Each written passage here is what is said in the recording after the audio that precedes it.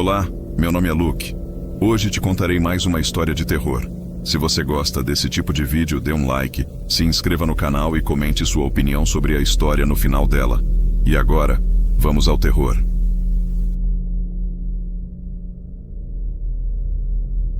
Eu nunca pensei muito sobre o amigo imaginário da minha irmãzinha. Quero dizer, eu também tive um quando era criança. É normal, certo?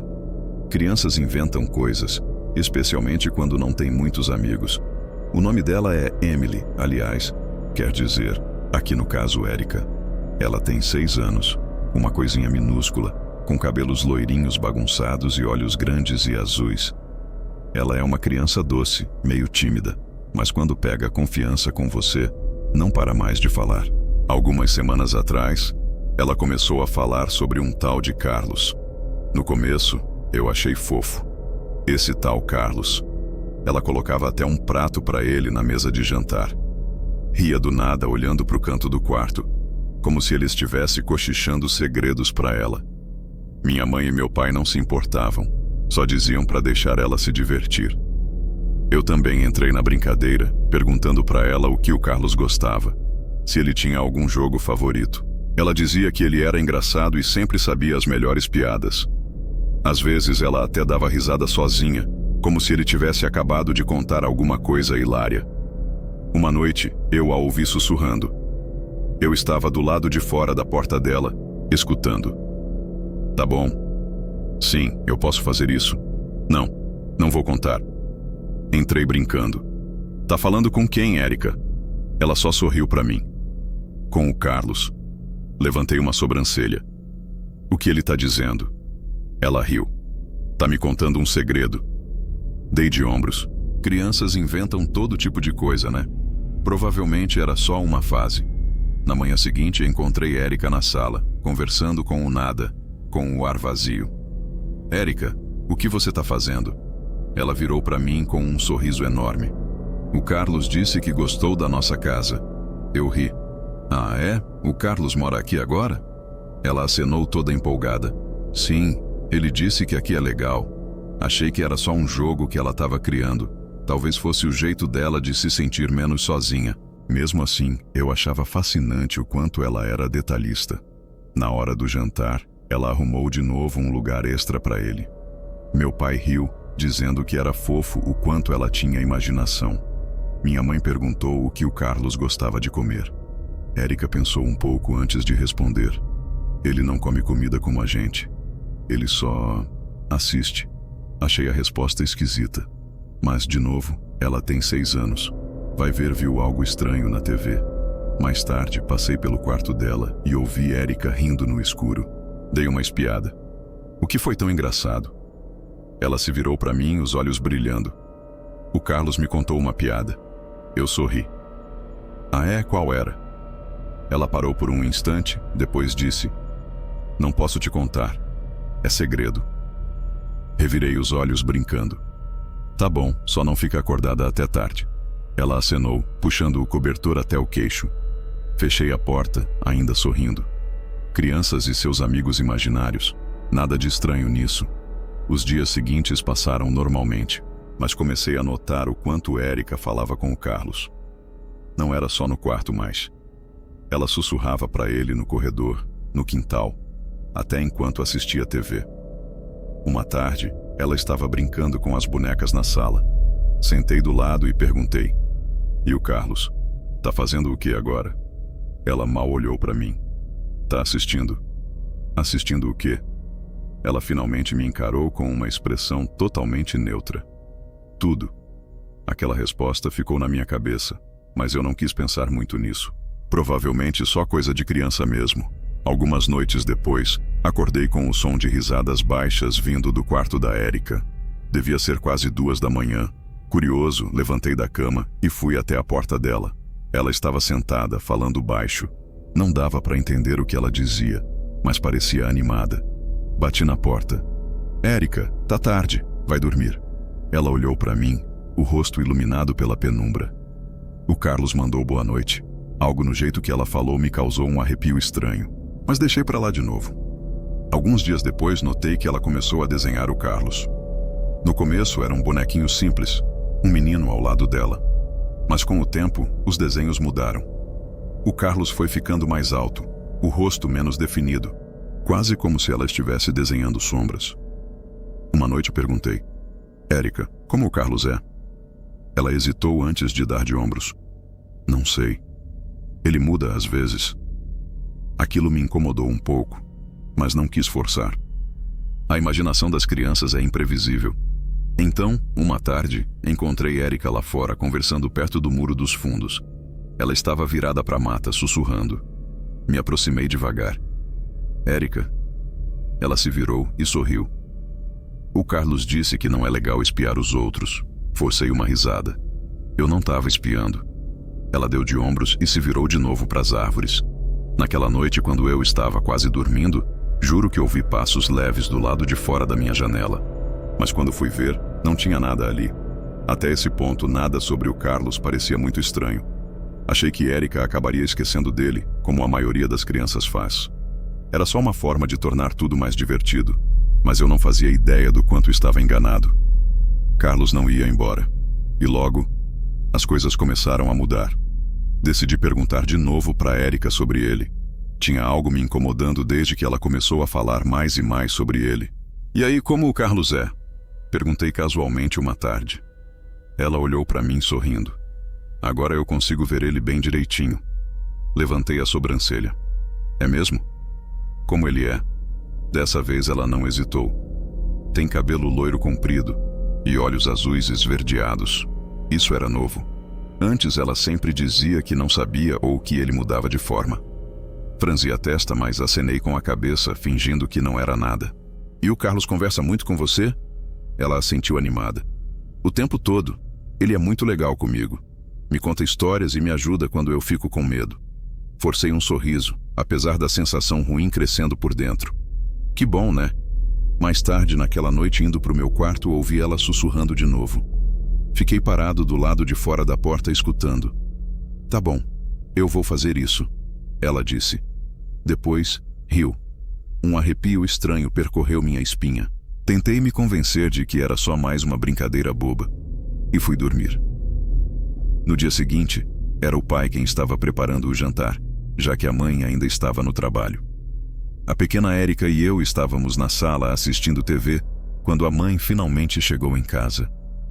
Ela parecia exausta, largou a bolsa perto da porta e foi direto pegar sua garrafa de chá de sempre, aquela térmica metálica que ela usava há anos. Deu um gole, suspirou aliviada e deixou a garrafa sobre a mesa antes de subir as escadas para trocar de roupa. Érica de repente se virou para mim. Você pode pegar meu coelhinho de pelúcia no meu quarto? Ela pediu. Suspirei. Por que você mesma não vai pegar? Ela fez beicinho. Tô com preguiça. Revirei os olhos, mas subi as escadas para buscar. Quando passei pelo quarto dela, dei uma olhada ao redor. Estava tudo no lugar de sempre. A cama bagunçada, os bichos de pelúcia espalhados pelo chão. Encontrei o coelho de pelúcia em cima do travesseiro. Peguei ele e desci de novo. Quando voltei, Érica estava deitada no sofá, parecendo totalmente normal. Um momento depois, a mãe desceu do andar de cima. Conversou um pouco com a gente, pegou a garrafa de chá para tomar mais um gole. E então começou a tossir. No começo, eram só umas tosses leves, mas rapidamente se tornaram violentas. O rosto dela se contorceu de dor enquanto apertava a garganta com os olhos arregalados de terror. De repente, sangue começou a sair da boca dela. Ela tentava respirar, tropeçou para frente enquanto mais sangue escorria pelo queixo e espirrava no chão. O pai correu da cozinha gritando em pânico. Correu até ela, mas nessa altura ela já estava caída no chão, se debatendo. A sala se encheu do som das respirações ofegantes e desesperadas dela, o corpo tremendo incontrolavelmente. Eu queria correr, fazer alguma coisa, mas estava paralisado. Meu coração batia tão forte que parecia que ia sair do peito. As mãos dela arranhavam o chão fraco, os dedos se abrindo e fechando, como se tentassem agarrar alguma coisa, qualquer coisa. Os olhos dela encontraram os meus por um segundo, um olhar desesperado. Então, tão de repente quanto tudo começou, ela soltou um último suspiro áspero e parou de se mexer. O pai caiu de joelhos, respirando entre soluços irregulares. A sala ficou num silêncio impossível, como se o ar tivesse sumido. Eu me sentia sufocado. Meus braços e pernas tremiam. E eu ainda não conseguia me mexer. O cheiro de sangue enchia minhas narinas. Aquele cheiro metálico cortante, misturado ao aroma fraco do jantar que ainda pairava no ar. A luz do teto piscou uma vez, bem rápido, quase imperceptível. Érica estava soluçando, as mãos pequenas tremendo enquanto ela abraçava o coelhinho contra o peito. As lágrimas escorriam pelas bochechas, e o corpo dela balançava para frente e para trás, chorando com força, mal conseguindo respirar entre os soluços. "Mamãe!" Ela choramingava. "Mamãe, acorda! Por favor!" O pai não respondeu. Só ficava repetindo o nome da mãe num sussurro quebrado, de novo e de novo, balançando levemente enquanto segurava o corpo dela, sem vida. Me virei para Érica. "Érica." Ela enfiou o rosto no coelho e balançou a cabeça. "Ela não tá acordando." Ela engasgava entre soluços. "Ela não tá acordando." O pai ficou imóvel por um instante. Depois se forçou a pegar o celular. Os dedos dele tremiam na tela enquanto discava o 192. A respiração dele vinha em suspiros irregulares. "Por favor, minha esposa. Ela não tá respirando." A voz dele falhou enquanto tentava explicar, as palavras saindo aos trancos, em pânico. Eu mal conseguia entender o que ele dizia. Só ouvia a voz calma do atendente fazendo perguntas, mas as palavras não pareciam reais. Nada parecia real. "Uma ambulância está a caminho, senhor", disse a voz do outro lado da linha. O pai desligou, as mãos tremendo muito, e se virou novamente para a mãe. Tocou o rosto dela, os lábios tremendo, sussurrando o nome dela várias vezes. Érica continuava chorando abraçada ao coelhinho. Eu sentia meu peito apertar, mas não conseguia falar nada. Só conseguia esperar. A ambulância veio e foi embora algum tempo depois. A polícia também apareceu e confirmaram o que a gente já sabia. A mãe estava morta. Disseram que uma investigação seria aberta em breve, mas por enquanto nos deixaram sozinhos. Para lamentar. As luzes da ambulância e das viaturas tinham sumido. Nossa casa estava mergulhada num silêncio pesado. O pai sentou-se à mesa da cozinha, com a cabeça entre as mãos, respirando devagar, como se estivesse tentando se manter firme. Érica ficou sentada à frente dele, abraçada ao coelhinho com força. Os dedinhos dela tremiam. Finalmente o pai falou. A voz estava rouca. "Érica, como isso aconteceu?" Ela fungou, os lábios tremendo. Olhou para ele com os olhos arregalados. Havia alguma coisa ali que eu não conseguia identificar. Eu não queria que ela... O pai se endireitou devagar, a voz baixa, mas com algo duro por baixo. "Não queria o quê, meu bem?" Érica hesitou. E então, por fim, sua vozinha quebrou o silêncio. "O Carlos me mandou fazer isso." O ar ficou doente. Um silêncio envenenado preencheu tudo. Senti o estômago virar. "O que você quer dizer com isso, Érica?" Perguntei. Ela se virou para mim devagar e apontou para o sofá. Meu coração batia forte no peito enquanto ela escorregava da cadeira e caminhava até lá. Prendi a respiração quando ela se abaixou, sumindo atrás do sofá por um instante. Quando se levantou de novo, estava segurando algo. Uma garrafa plástica de alvejante. Não era nossa. Eu nunca tinha visto aquilo antes. O rótulo estava descascando. A tampa meio frouxa. O rosto do meu pai perdeu toda a cor. Ele estendeu a mão trêmula, mas Érica apertou a garrafa contra o peito com mais força. O Carlos disse que isso ia ajudar.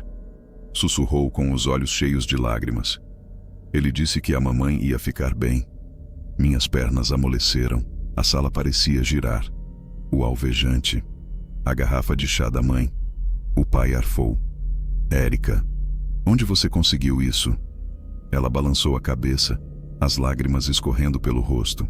"O Carlos me deu. Ele disse que isso ia fazer a mamãe se sentir melhor. Ele disse que ela ia ficar feliz." O pai se ajoelhou bem devagar na frente dela, com as mãos tremendo.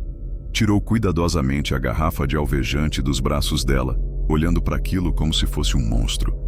A sala estava silenciosa de um jeito insuportável. Só se ouvia os pequenos soluços da Érica. O pai soltou um suspiro trêmulo e passou a mão pelo rosto. O corpo inteiro tremia. Érica, escuta o papai, ele disse com a voz mal se segurando. Você colocou isso no chá da mamãe? O queixinho dela tremeu. Ela assentiu bem devagar, enquanto novas lágrimas escorriam pelas bochechas. O Carlos mandou. Ele disse que se eu colocasse, ela ia ser feliz para sempre. O pai soltou um som estranho, entre um suspiro e um soluço. Mas logo a tristeza se transformou em outra coisa. A respiração dele ficou pesada. O rosto ficou vermelho de raiva. Ele se levantou tão de repente que a cadeira atrás caiu com um rangido alto. O que foi que você fez? Ele rugiu, com a voz tremendo o cômodo inteiro. Érica se encolheu, os soluços virando respiração ofegante de medo. Eu não queria... O Carlos disse. Carlos! Gritou o pai, batendo com força o punho na mesa. Os pratos chacoalharam. Não existe Carlos, Érica. Você matou a sua mãe. Érica gritou, agarrando o coelhinho de pelúcia como se ele pudesse protegê-la da fúria do pai. Eu não queria... Soluçava. O pai passou as mãos pelos cabelos, o peito arfando. O corpo todo tremia. Pelo amor de Deus, Érica. Alvejante. Você tem ideia do que fez? Os soluços de Érica viraram choros profundos. O corpinho dela tremia sob aquele olhar furioso. O Carlos disse que isso ia deixar ela feliz. Eu só queria que ela ficasse feliz. O pai gemeu, deu um passo à frente, os punhos cerrados. O olhar dele ficou selvagem. Por um segundo apavorante, achei que ele fosse agarrá-la, sacudi-la, fazer algo do qual se arrependeria. Pai, chamei ficando entre os dois. Para, ela é só uma criança. Ele virou para mim com os olhos em brasa, cheios de algo cru, insuportável. Uma criança? Ela acabou de envenenar a própria mãe, pelo amor de Deus, por causa de um maldito amigo imaginário. Ele soltou uma risada amarga, contida, balançando a cabeça em choque. Minha esposa tá morta, por causa de um amigo imaginário. Érica se encolheu, o choro quebrado virando gemidos curtos, abafados. O pai bateu o punho na parede, respirando pesado. O peito subia e descia como se ele não conseguisse puxar ar suficiente. O silêncio na casa era insuportável. Um vazio carregado com o peso do que tinha acontecido. O pai ainda tremia de raiva. A respiração dele era irregular. Os punhos cerrados ao lado do corpo. Os olhos iam de Érica para a garrafa de alvejante no chão. O ar estava sufocante, denso. Mas não era só tristeza. Era algo pior. Algo bruto. Algo furioso. Ele respirou fundo. E então, sem aviso, foi direto para a garagem. Por um breve instante, tudo ficou em silêncio. Então eu ouvi. O som de metal raspando. Algo pesado sendo erguido. Quando ele voltou, os dedos estavam brancos de tanto apertar o cabo de madeira de um martelo grande. Érica fungava, esfregando os olhos, ainda segurando o coelhinho contra o peito. Papai, sussurrou ela, a voz tremendo. O pai agarrou o pulso dela. Vem comigo.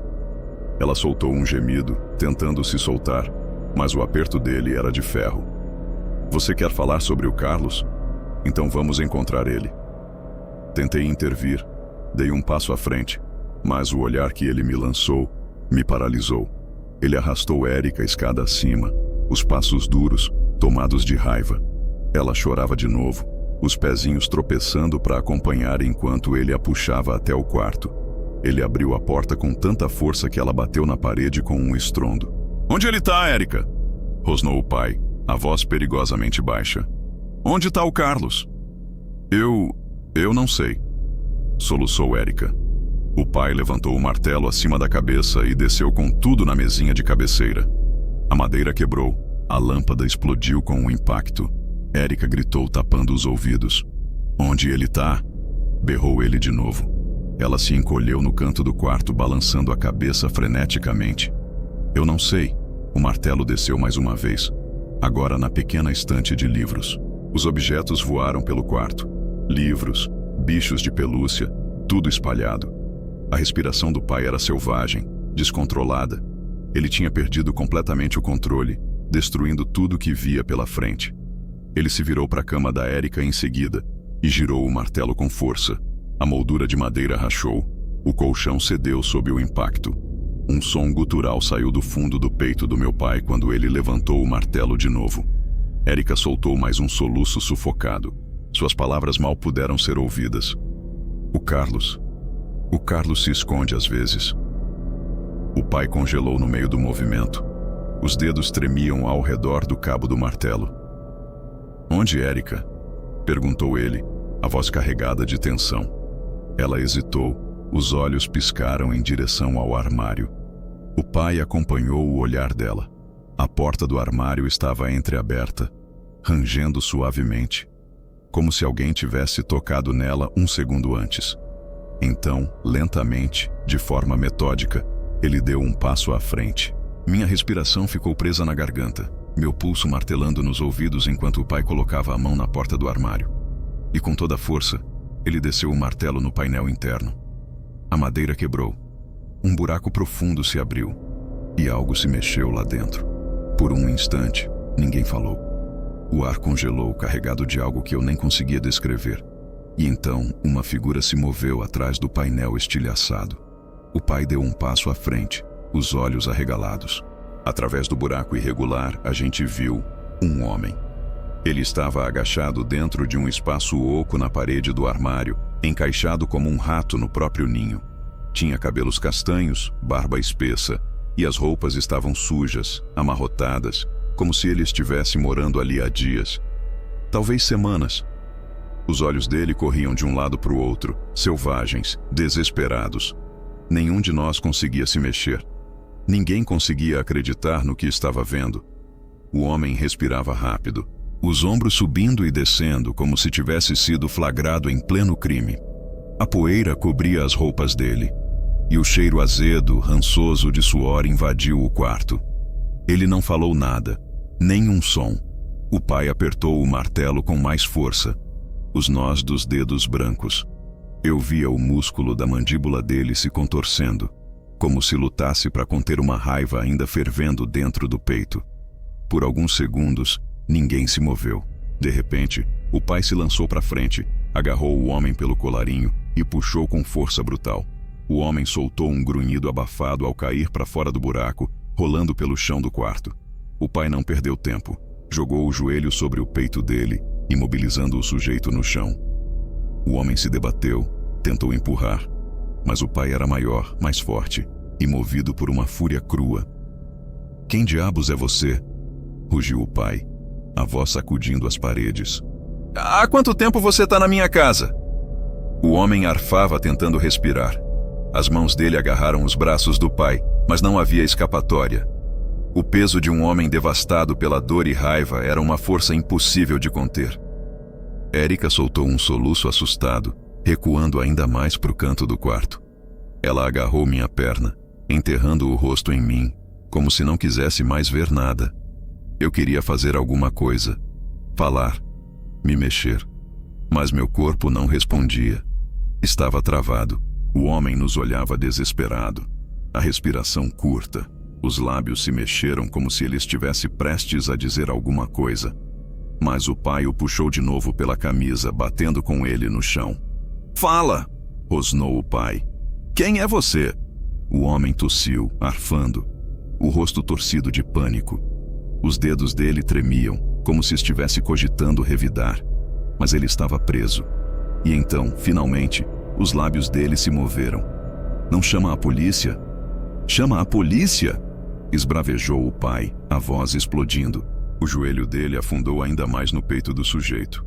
Agora fui eu quem se atrapalhou. Peguei o celular com os dedos tremendo. Por pouco não deixei cair. Érica ainda estava chorando, encolhida no canto do quarto. O coelhinho de pelúcia apertado contra o peito. Disquei 190. Minha voz mal saía, mas me forcei a dizer: "Temos um invasor dentro de casa. Ele estava escondido dentro do armário da minha irmã. Meu pai está segurando ele. Por favor, Mandem ajuda. A atendente pediu detalhes, mas eu mal escutava. Tudo o que eu conseguia focar era no meu pai, no rosto dele, torcido por uma raiva quase inumana. Quem é você? Ele rosnou de novo, sacudindo o homem pelo colarinho. Há quanto tempo você está aqui? O homem não respondeu. Os olhos dele olharam rapidamente para Érica, depois para o armário aberto. Ele estava calculando alguma coisa. Mas antes que pudesse reagir, o pai o puxou de novo, com força, e bateu com ele no chão. O baque foi seco. Fala! Rugiu o pai, a voz quebrando. Você esteve aqui dentro? Você ficou perto dos meus filhos? Foi você que fez minha filha envenenar a minha esposa? O homem estremeceu, mas não disse nada. A respiração dele era rasa, nervosa, mas ele não falava. Agora eu já conseguia ouvir as sirenes ao longe, ficando cada vez mais próximas. A sala parecia menor, o ar pesado, como se as paredes estivessem se fechando ao nosso redor. Érica chorava de novo, os soluços abafados contra o coelho de pelúcia. O rosto coberto pelas mãos. O corpo dela tremia. Ela não dizia mais nada. Só chorava. O pai mal olhava para ela, as mãos ainda presas com força na camisa do homem. Quem é você? Sibilou ele. Por que a minha filha? Por que a minha casa? E ainda assim, nenhuma resposta. Então, finalmente, as luzes vermelhas e azuis começaram a piscar do lado de fora. As luzes vermelhas e azuis encheram a casa quando os mesmos policiais de antes voltaram correndo, subiram os degraus e, em segundos, invadiram o quarto com as armas em punho. Afastem-se! Mãos para o alto! Gritou um deles. O meu pai não reagiu de imediato. A mandíbula dele estava travada, a respiração pesada. Mas depois de alguns segundos tensos, ele levantou as mãos e se afastou do homem. Os policiais avançaram, agarraram o intruso e puxaram os braços dele para trás antes de colocá-lo em pé. Ele não resistiu, nem tentou fugir. Apenas ficou ali, olhando para o chão, o rosto completamente sem expressão. Um dos policiais, o mesmo que tinha estado na nossa casa algumas horas antes, falou pelo rádio. Temos o suspeito sob custódia. Situação sob controle. Outro policial se virou para o meu pai. Quem é ele? O pai balançou a cabeça, passando a mão trêmula pelo rosto. Eu não sei. Ele estava morando no armário da minha filha. A gente encontrou ele escondido lá quando eu quebrei a parede. Ele não disse uma palavra. Os policiais trocaram olhares breves entre si antes de começarem a levar o homem para fora do quarto. Enquanto eles o levavam escada abaixo, outros policiais começaram a revistar a casa, procurando sinais de entrada forçada. Foi no porão que eles encontraram algo assustador. Um túnel, escavado na parede de concreto, que levava diretamente ao armário onde o homem estava escondido. Era estreito, mal dava para alguém rastejar por ele. Mas além disso, não havia outras saídas. Sem portas, sem janelas, nada. Só concreto sólido. Essa descoberta deixou todo mundo em choque. Se aquele era o único caminho de entrada, então, como ele entrava e saía? Será que ele saía? Ou ele sempre esteve ali dentro? A ideia me deu arrepios por todo o corpo. Quando passaram por Érica, ela se encolheu mais ainda no canto, apertando o coelho de pelúcia contra o peito. O homem virou levemente a cabeça, como se olhasse para ela, mas um policial o empurrou antes que ele pudesse fazer qualquer coisa. Érica estremeceu. Coloca ele na viatura, murmurou um dos oficiais. Vamos levá-lo direto para a delegacia. O pai soltou um longo suspiro e se afundou na cama quebrada da Érica. Passou a mão pelo cabelo, os dedos ainda tremendo. Meu Deus, ele sussurrou. Meu Deus do céu, eu achei que fosse vomitar. Minhas mãos tremiam, minha cabeça girava. Nada parecia real. Vários minutos se passaram em silêncio absoluto antes de outro policial retornar ao quarto, com uma expressão séria no rosto. Ele segurava um bloco de anotações na mão. Os olhos dele analisavam cada um de nós com atenção. Identificamos o suspeito, ele disse finalmente. O nome dele é Carlos Wilson. Um calafrio percorreu minha espinha. O policial continuou. Ele está desaparecido há mais de 3 anos. As autoridades o procuravam por envolvimento em uma série de assassinatos em 3 estados diferentes. 2 homens, 4 crianças. O ar ficou gelado de repente. Ele sumiu antes que a polícia pudesse localizá-lo, disse o policial. Até agora, ninguém disse nada. As mãos do meu pai se fecharam em punhos. Érica choramingou bem baixinho. Carlos Wilson, um assassino em série. E ele estava morando na nossa casa, dentro do armário da Érica. Minhas pernas cederam. Tive que me segurar na moldura da porta para não cair. Meu pai olhava fixamente para o chão. As mãos ainda tremiam. Levem esse desgraçado daqui, ele murmurou entre dentes. O policial assentiu. Vamos mantê-los informados. Mas sugiro que revisem todas as trancas da casa. Vamos deixar um agente do lado de fora esta noite, só por segurança. Segurança, aquela palavra, não significava mais nada. Os policiais saíram. A gente ouviu o som das portas da viatura batendo, depois o carro acelerando, levando Carlos Wilson embora. E então, o silêncio caiu de novo sobre a casa. Érica estava enrolada no chão, os soluços diminuindo, mas o corpinho dela ainda tremia. Meu pai ficou sentado, com o rosto enterrado nas mãos, como se toda a energia tivesse sido drenada do corpo dele. Eu não sabia o que dizer. Aliás, o que se diz depois de algo assim? A casa estava mais silenciosa do que nunca. Silêncio de verdade. E mesmo que Carlos Wilson tivesse sido levado, o ar ainda parecia pesado, sufocante, como se alguma coisa invisível estivesse empurrando a gente para baixo. O pai tentou, de todas as formas, manter a gente unido, mas a gente não era mais os mesmos. Nunca seríamos. Não contamos para a polícia a verdade sobre a mamãe. Não conseguimos. Eles descobririam eventualmente. O laudo toxicológico mostraria a presença de água sanitária no sistema dela. Mas não podíamos ser nós a contar. Não com a Érica. Não quando ela ainda era uma criança. Naquela noite, deitado na cama, fiquei olhando para o teto, a mente a 1000 por hora. Mas havia algo que não saía da minha cabeça. Algo que incomodava, como uma coceira que eu não conseguia alcançar. Érica havia descrito o Carlos antes. Cabelos longos e loiros, olhos esverdeados. Mas o verdadeiro Carlos Wilson tinha cabelos castanhos e barba. Algo não estava batendo. Sentei no chão com o estômago embrulhado. Estava tão imerso em tudo que havia esquecido de fazer a pergunta mais óbvia para a Érica. Eu precisava entender. Na manhã seguinte, encontrei ela sentada com as pernas cruzadas, abraçando o coelho de pelúcia, balançando de leve, os lábios pressionados num traço firme. Parecia que também não tinha dormido. Érica, falei baixinho. Ela não levantou os olhos. Sentei ao lado. Você lembra quando me falou do Carlos? Disse que ele tinha cabelo loiro e olhos verdes. Ela assentiu com lentidão. Respirei fundo. Mas o homem no seu armário, o Carlos, ele não parecia com isso, né? Ela balançou a cabeça negativamente. Quem era ele, Érica? Ela finalmente virou para mim. Os olhos estavam vidrados. Eu não sei, sussurrou.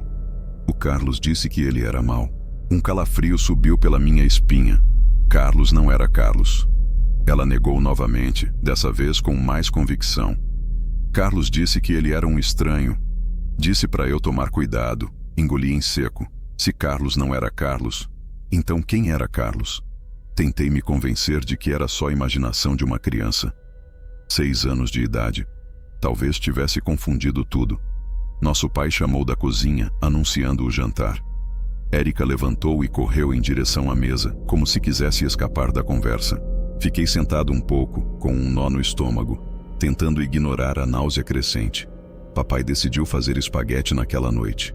Não era o melhor cozinheiro, mas estava se esforçando. Érica se sentou em silêncio, cutucando a comida no prato, o coelho de pelúcia no colo. No meio do jantar, ele suspirou e empurrou o prato. Ei, pode me ajudar rapidinho no quarto? Aquela gaveta da cômoda travou de novo. Olhei para Érica, que continuava distraída com a comida, e disse: Claro. Fomos até o quarto dele. Ele se abaixou perto da cômoda, tentando puxar a gaveta emperrada. Essa droga tá assim a semana inteira, murmurou. Ajudei ele a forçar por alguns segundos até a gaveta abrir com um rangido alto. Dentro havia papéis velhos, um relógio, umas caixinhas, nada demais. Preciso consertar isso logo, resmungou. Ficamos ali só por 1 ou 2 minutos. Quando voltamos para a sala de jantar, congelamos. Érica não estava mais à mesa. Estava em pé no balcão, borrifando alguma coisa no prato do nosso pai. Meu estômago afundou. Érica! Ela se assustou e se virou de súbito. O rosto ficou pálido. O pequeno recipiente escorregou das mãos dela e caiu no chão com um estalo que preencheu a cozinha. Meu pai deu um passo à frente, com os punhos fechados, e pegou o frasco. A etiqueta estava gasta, mas ainda dava para ler. Veneno de rato. O rosto dele se contorceu com uma raiva crua, diferente de tudo que eu já tinha visto. Ele se virou para ela. O que é isso, Érica? Ela se encolheu, lágrimas escorrendo. Carlos me disse que você era mau. Ela chorou. Ele bateu o frasco no balcão. Jesus Cristo, Érica, você sabe o que ia acontecer? Ia nos matar? Ela soluçava mais forte, balançando o corpo no chão, agarrando o coelho de pelúcia. Eu não queria. Carlos disse. Carlos não é real, gritou meu pai, a voz falhando. Isso não é brincadeira, Érica. Isso é real. Ela caiu num choro profundo. Eu nunca tinha visto nosso pai assim. Aquilo não era só raiva, era medo. Se a gente tivesse comido... Pai, precisamos chamar alguém. Ele me olhou com os olhos vermelhos, respirando como se tivesse corrido. Por um momento achei que ele fosse recusar, mas soltou um suspiro e pegou o telefone. Érica não resistiu. Ficou só ali, sentada, chorando, sussurrando algo baixinho. Demorei a entender o que era. Carlos disse que eu tinha que fazer isso. Carlos disse que eu tinha que... Carlos disse que eu... tinha que... A polícia chegou muito rápido. Rápido demais. Como se estivessem esperando. Os mesmos policiais de antes. Meu pai apenas mostrou o frasco.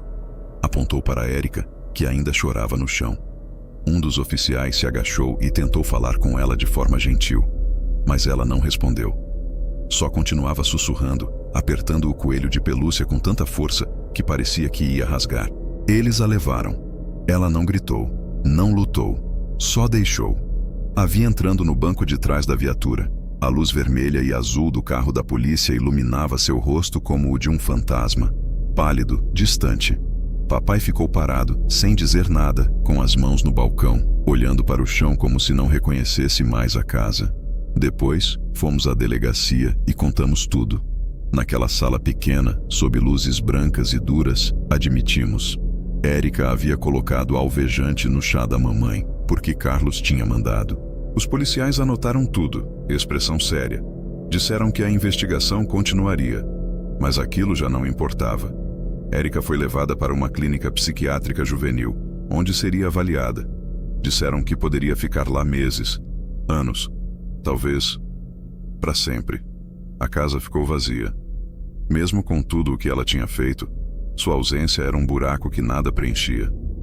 Papai quase não falava. Passava o tempo trancado no quarto. Eu vagava pela casa, me sentindo um estranho. O silêncio era insuportável. 4 dias depois, o telefone tocou. Papai atendeu. Fiquei no corredor e vi o rosto dele se contorcer de confusão. Ele desligou devagar, com o rosto pálido, sem expressão, como se o cérebro dele estivesse tentando entender o que tinha acabado de ouvir. E então ele disse: "A Érica morreu. Encontraram veneno de rato no corpo dela."